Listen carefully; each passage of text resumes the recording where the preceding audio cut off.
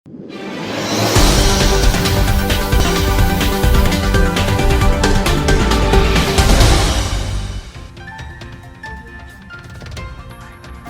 को बिजली महंगी करने की यकीन दहानी, बजट सब्सिडी 830 अरब तक महदूद रखने का फैसला। तफसीलात के मुताबिक आइंदा बजट में सब्सिडी को 830 अरब रुपए तक महदूद करने के अज़म के साथ पाकिस्तान ने IMF को यकीन दहानी कराई है कि हालिया खलीजी जंग और इसके नतीजा में आलमी तवानाई की मंडी को लगने वाले झटकों के असरात को कम करने के लिए टैरिफ में बर वक्त इजाफा किया जाएगा। IMF के साथ $7 अरब के तसीह फंड सहूलत के तहत तय पाने वाले ढांचा जाती मयार के मुताबिक नया बुनियादी टैरिफ 15 जनवरी 2027 से नाफिज अमल होगा। आइस्को, गैसको और फेस्को समेत बिजली की तकसीमकार कंपनियों की निजकारी एक बार फिर ताखीर का शिकार हो गई हैं और अब इसके 2027 के अवाइल तक मुकम्मल होने की तवक्को है।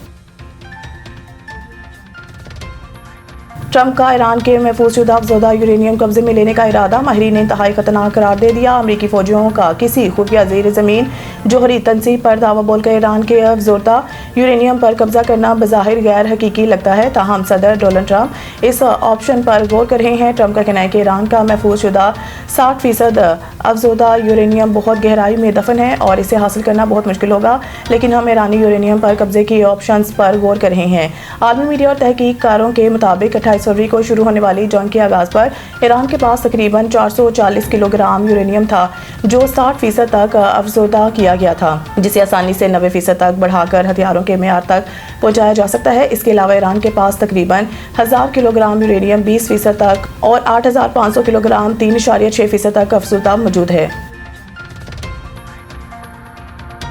अमेरिका ईरान सालसी दफ्तर खारजा के सोशल मीडिया पर सरगर्म खबरों की तरदीद। तर्जुमान दफ्तर खारजा ने मीडिया के सवालात का जवाब देते हुए कहा कि मुख्तलिफ ज़राए ख़ुसूसन सोशल मीडिया पर ऐसी रिपोर्ट सामने आई हैं जिनमें पाकिस्तान की जानिब से अमन मुज़ाकरात के फ़रोग़ के लिए मुबैना इक़दाम को सरकारी ज़राए से मंसूब किया गया है, ताहम ये दावे हकीकत पर मबनी नहीं। उन्होंने वाज़ेह किया कि सरकारी ज़राए से मंसूब तमाम ऐसे बयानात गलत हैं जो वज़ारत खारजा की जानिब से इस नौइयत की कोई मालूमात जारी नहीं की गई है। तर्जुमान ताहिर अंद्राबी ने इस बात पर भी तशवीश का इज़हार किया है कि जुमा को वज़ारत खारजा में होने वाले ब्रीफिंग को गलत अंदाज में पेश किया गया है, जिसमें ऐसे मामलात को शामिल किया गया है जिन पर ना बात हुई और ना ही कोई इशारा दिया गया है। खित्ते में बढ़ती हुई हिसास सूरत-ए-हाल के पेश नज़र जिम्मेदाराना सहाफ़त और मोहतात सफारतकारी की अशद ज़रूरत है। पीपल्स पार्टी के बानी जुल्फ़िकार अली भुट्टो की 47वीं बरसी। पाकिस्तान पीपल्स पार्टी के बानी चेयरमैन और साबिक़ वज़ीर-ए-आज़म जुल्फ़िकार अली भुट्टो की 47वीं बरसी आज मनाई जा रही है। जुल्फ़िकार अली भुट्टो को 47 साल पहले कत्ल के एक मुकदमा में आज ही के दिन रावलपिंडी में फांसी दी गई थी। सुप्रीम कोर्ट मार्च 2024 में फैसला दे चुकी है। जुल्फ़िकार अली भुट्टो इस मुकदमे में ट्रायल मुंसफाना नहीं था। पाकिस्तान पीपल्स पार्टी के बानी चेयरमैन और साबिक़ वज़ीर-ए-आज़म जुल्फ़िकार अली भुट्टो मुल्की और आलमी सतह पर एक मकबूल लीडर थे। सदर मुमलिकत आसिफ ज़रदारी ने कहा है कि शहीद जुल्फ़िकार अली भुट्टो पाकिस्तान की सियासी तारीख में मरकज़ी मुकाम रखते हैं। 1971 के बाद मुश्किल दौर में इनकी क़यादत ने कौमी एतमाद को बहाल करने में मदद दी। सिर्फ आसिफ ज़रदारी ने 1973 के आइन के मंजूरी को इस दौर की सबसे पायदार कामयाबियों में से एक करार दिया है और कहा है कि इनकी हुकूमत ने ऐसी पॉलिसियों और इदारों की बुनियाद रखी है जिन्होंने स्ट्रेटेजिक सिमत को शक्ल दी।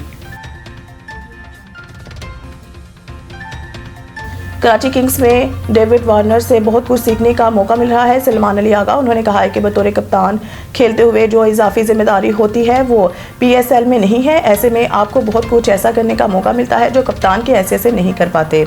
मैं इसे इंजॉय कर रहा हूँ। कराची किंग्स के गायक डेविड वार्नर के बारे में सलमान अली आगा ने कहा है कि उन्होंने इंटरनेशनल और फिर फ्रेंचाइज क्रिकेट में बहुत अच्छा परफॉर्म किया है। वो लेजेंड हैं, इनसे मुझे बहुत कुछ सीखने का भी मौका मिला है। उन्होंने कहा है कि कराची किंग्स का टूर्नामेंट में बहुत जल्द अच्छा कॉम्बिनेशन बन गया है। ये किसी भी टीम के लिए बहुत अहमियत का हामिल होता है। हम तो पहले मैच से ही उम्दा परफॉर्म कर रहे हैं, कोशिश करेंगे कि इस हिस्से को बरकरार रखें।